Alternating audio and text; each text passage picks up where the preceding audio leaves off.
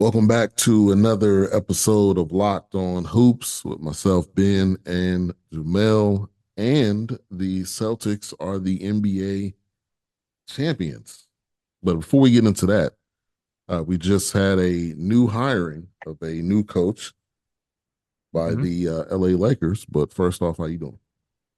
I'm all right, man. I can't complain. A little tired, from this past couple weeks. But I'm glad I'm still standing, and I'm glad that the Lakers kind of took the Celtics thunder away from them a little bit. Yeah, it was perfect timing with the Celtics winning on Monday On and Monday. today. JJ ends up signing a 4-year deal to be the coach of the Lakers. Not surprised, especially with Hurley turning down the offer. I'm not surprised this is how it worked out. I think it was kind of what some people wanted all along. And yeah, I think I mean, obviously he's got the job. We'll see what he can do. What's your thoughts though first? Obviously, LA, they got their second or third choice at this point. Yeah. But JJ, I'm not sure how he feels about that. Yeah, but I'm just trying to see how a man who never coached in his life, been in the booth for the past 2 years, just started a podcast with LeBron. How did he, like, of all the assistant coaches and all, like, and any other coach sitting on the sideline, even Monty Williams, who just got fired and collecting a paycheck from the Pistons and the Suns, like, how did the wheel land on JJ? And I can answer my own question. I think because Coach K, he's their consultant, and either way, it was going to be a Duke guy, I think. But I'm interested to see how he kind of fills out his coaching staff. Like I don't even know if the assistant coaches from Darvin Ham staff is going to be there. So that's another thing I'm have my eye on. And I think Coach K, he's going to be like more hands-on than people realize. Mm. And hell, he might as well be the ghost coach of the team. Like, well, we know. Yeah. Yeah. I think this is unfair to a lot of coaches that are experienced coaches. I mean, obviously, Cassell. I mean, there's a list of other coaches that have had more experience. I said this today on social media. It's like it's a less than 50% chance it's going to work out because he has never coached before, zero coaching experience. You got a lot. This is the Lakers, so this isn't like he was starting off with Portland or with Utah or somewhere like that. This like the biggest Right. stage you could possibly get your first coaching job. And I'll say I don't think he's ready. I mean, what have we seen besides him? Talking to X's and O's. I get it, but being a head coach is a lot more than that. I mean, like from TV, sounds like he knows what he's talking about. A lot of the stuff he does make sense, but putting it into practice, that's Right, another right, thing. right. Actually, Um, putting it into terms of player to player, and then coming across the Bleacher Report saying LeBron had no say so. He oh, had right, no yeah, conversation. I'm sure. Man, why even say that? Like, just leave it Yeah. alone. If you had nothing to do with it, you wouldn't come out with uh that Says the man conversation. who has everything to do with it. Right, exactly. And JJ saying he wants to elevate AD. I mean, that's his priority. Move James more off the ball on offense. It's another, message coming out. So I mean, he's already got plans and stuff. I mean, it's great, but this organization hasn't had a coach longer than what 3 years, I believe, over the past I don't know how many years. So Hey, they're taking a he's the page next out the one up. Knicks playbook. What do you say? They're taking a page out the Knicks playbook. Yeah, yeah. Yeah, so yeah, it's a very interesting time when it comes to coaches and how they're treated or mistreated. And we already talked. You already mentioned Monty getting fired after 1 year, which I don't get that either. Why even bring a guy in if you don't feel like he's your long term solution, or just sign him to a 1 year deal? But maybe him and Trajan Langdon didn't see eye to eye. I don't know what the story is and what's going to come out, but what's your thoughts on that? It's kind of ironic. He got his freedom papers on Juneteenth. Uh, Yeah, very ironic. Yeah, like Monty, like me, you, Dr. James Naismith, Phil Jackson, like whoever's coaching the Pistons is good. They're gonna have a rough go at it. So right. honestly, my personal opinion, I thought they would have kept him a little bit longer, and as they progressed as the team, then they would have fired him because that's pretty much how the NBA works. This point, like I don't even know who wants to coach in Detroit. I hope it's not Sam Cassell because he deserved to have a more like a better start to his head coaching career than having 12 wins and 21-61 and like, to his name as a head coach. But yeah, Monty, he got the bag from Detroit for the next 5 years. He left has left with his contract, and he still Right. has a few years left on his deal from Phoenix.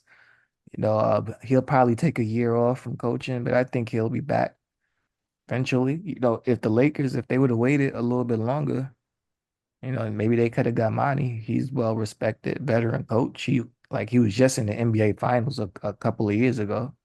Right. And with a few more pieces, LA, they can possibly make another run to the Western Conference Finals at least, but that remains to be seen. Yeah. Uh, but yeah, for Monty, wish I was him. That's all I can say.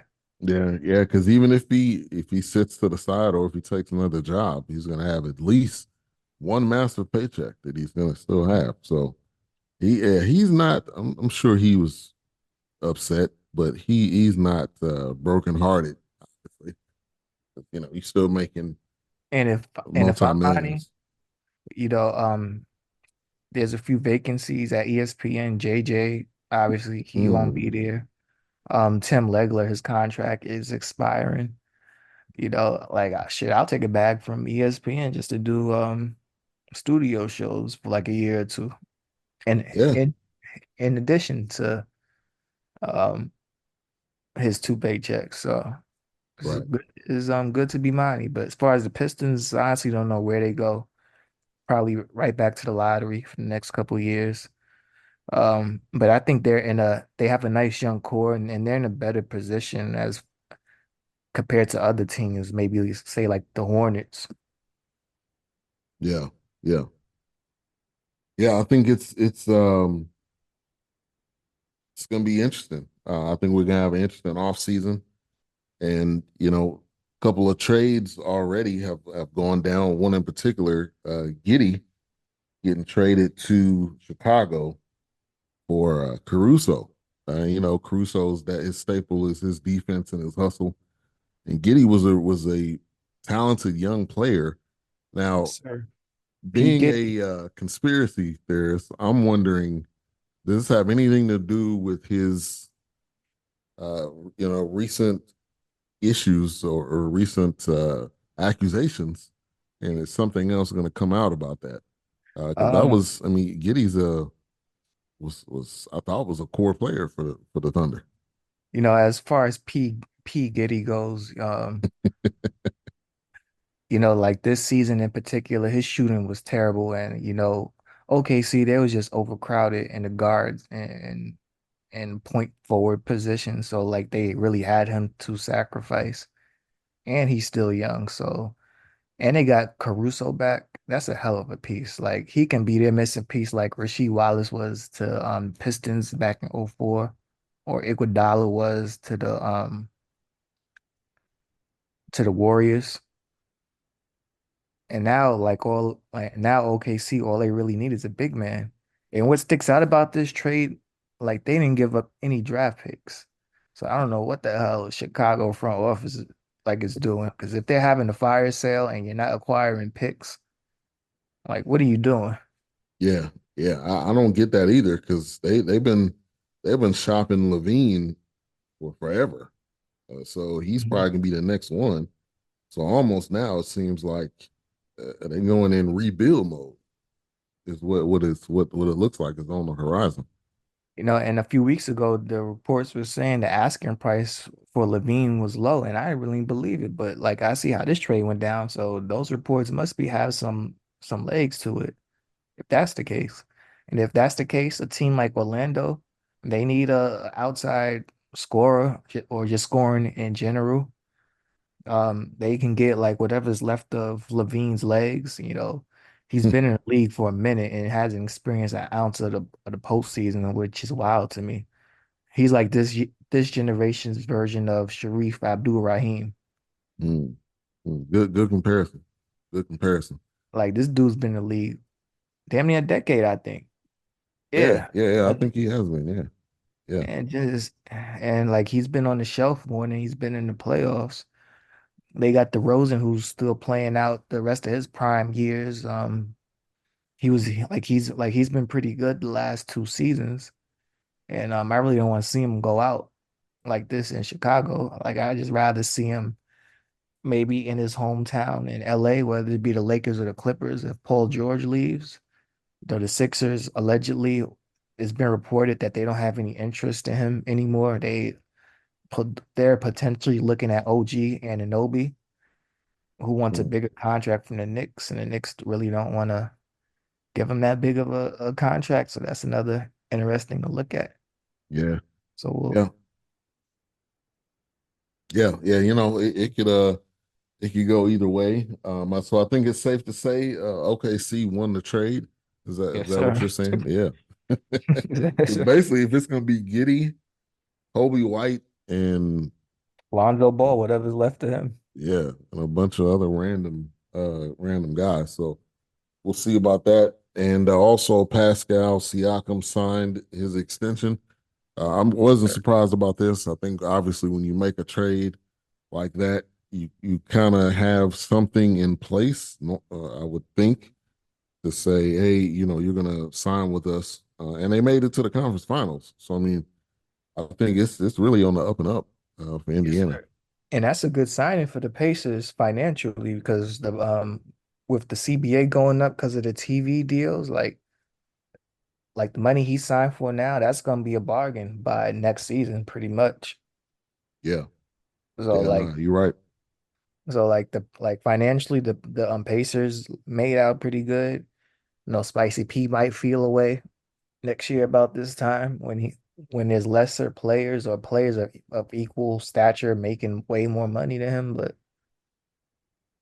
yeah, hey, like he'll be a good piece for them to build around in the future.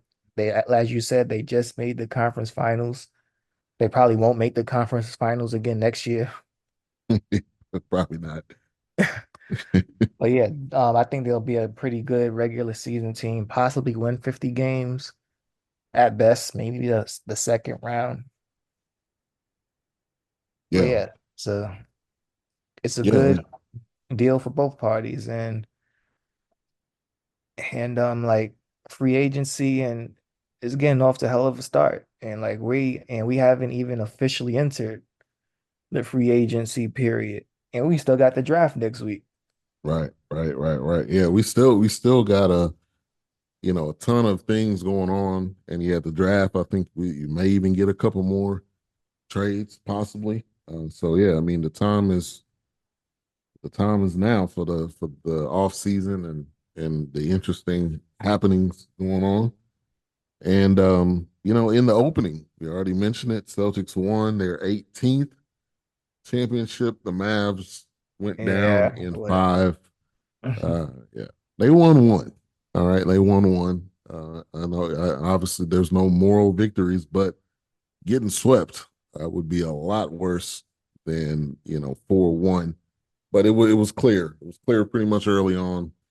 Celtics were the better team, more weapons, more players that can play multiple positions and can play on both ends. Luka got exposed again, and Kyrie was just not Kyrie in Boston. So I mean that kind of sums it up.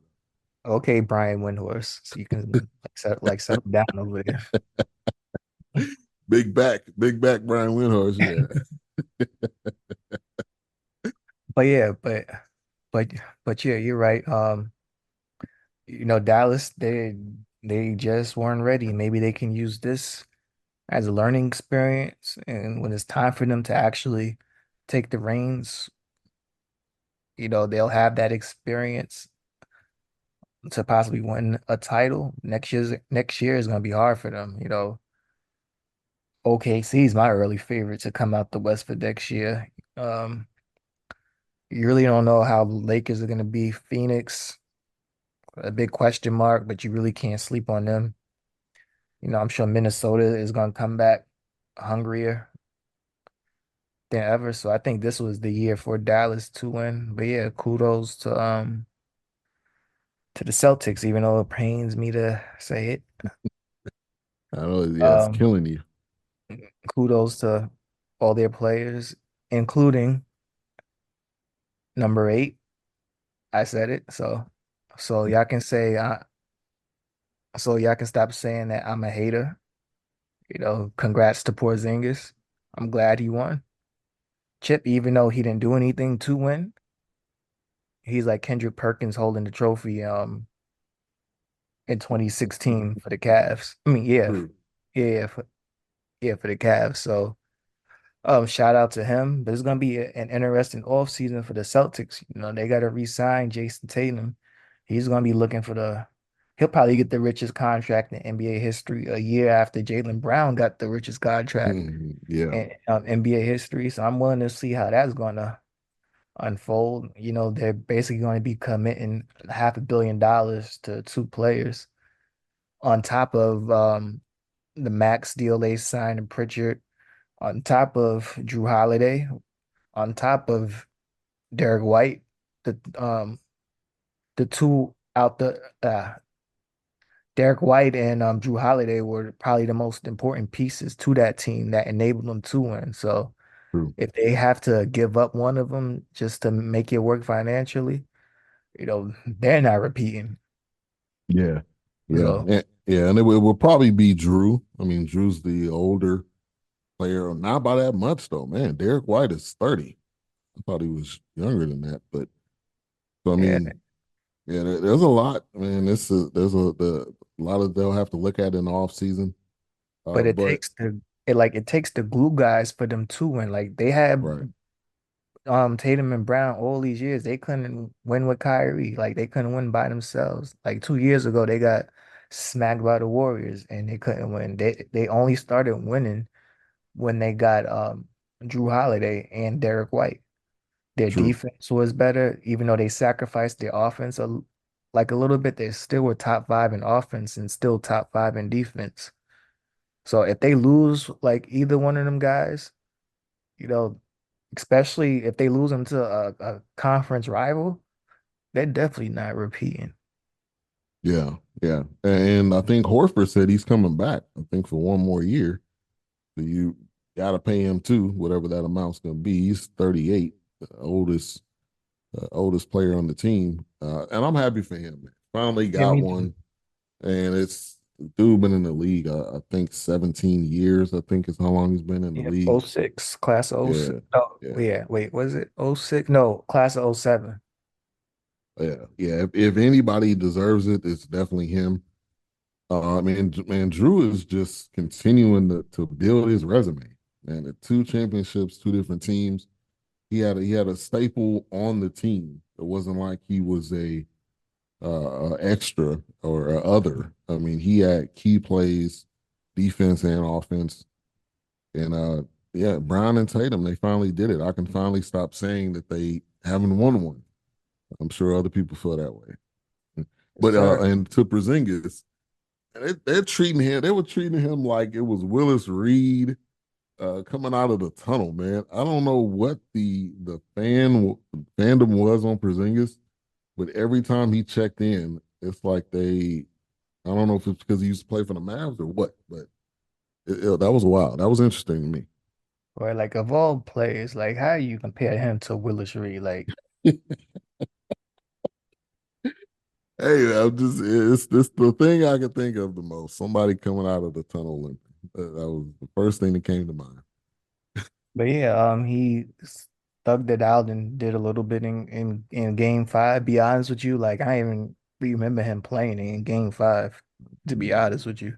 Really, game one was his staple. That was it. Well, game one, I think he came in off the bench and made an immediate impact, and that was it. And that's not really the only thing he's done in this series. Game five, I think, was just a motivator, a crowd He had a moment. putback I seen on the highlights, and I'm saying, wait a minute, when did this happen? When you're in the finals, Uh, man, you do all types of things you don't normally do, man. he said he possibly made his new injury worse than it is. I mean, Game five, yeah, like they were winning without him, so so he really could have sat out. yeah, he didn't need to. He said the story was that he basically said I'm playing and I don't care. It You wasn't like know, it was game seven and right, everything was on the line. right, yeah. They didn't need him at all. I mean, they would have won the series without him. I think the entire series they would have won without him. So yeah, Yeah. but yeah, he gets a ring too. Yeah, congratulations. Yep, I'm happy for him, despite what y'all people think. Uh, I honestly don't care. It really doesn't have any effect on my life, whether if he has a ring or not, to be honest with you. Yeah, I would yeah, just rather hope, well, if it was up to me, another team would win a ring before he would, but hey, who am I to make them type of decisions? And I'm not the basketball gods, and I don't like to upset the basketball gods. So peace to yeah, Porzingis. yeah. I think you praying for that eventual Knicks title. So man, keep praying, man. Keep doing right. Hey man, if it happens, it happens. I already made my peace that it won't happen. So Yeah, yeah.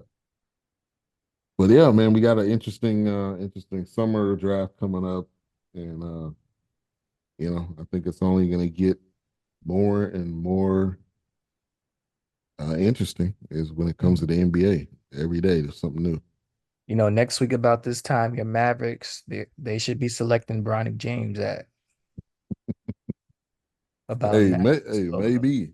Hey, and uh, Paul's been talking a lot.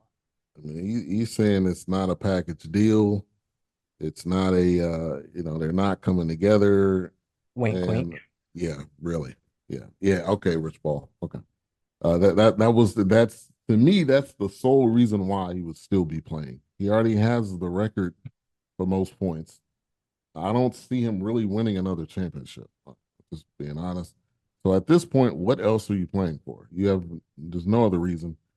And he's saying, yeah, the Mavs GM is like his uncle, like so they're I told you positioned last week. a certain way. Yeah, yeah, he was there. I could see it. I could see it happening. I mean, a second round picks don't most of the time don't pan out. So and Mavs are horrible at second round picks. And So there yeah, were you use it reports on that the Bronny. Mavs were actually entertaining it and like they didn't really care if it came with Bron. I'm sure they do care, but they have to say that Right, they don't right. care. But Everybody's got to keep it PG and keep it professional. But if everything aligned, LeBron would be happy to play with his son. It'd be the first time ever. So all right, about next week about this time, I'm pretty sure you'll be on .com ordering up that Bronny James Mavs. yeah, yep. Yeah, Bronny James and put my order in as soon as that pick gets handed in. But tell what do you think about this draft? You see any Oh hell no. I don't see anybody I even know or recognize in the projected I've top 15. I've seen a couple of like European guys who might have some potential, but again, I need to see more of them. I just can't base it off of like YouTube highlights and Yeah. small samples of actual game footage. But yeah, I really don't see like this whole draft kind of reminds me of 2013. Yeah, yeah, So I agree. and I just hope the first pick is not um Anthony Bennett. That like somebody like that just doesn't make any sense. So Yeah, yeah, yeah. He's on that list of greatest busts ever, probably in sports. Period. yeah, probably number one. Yeah.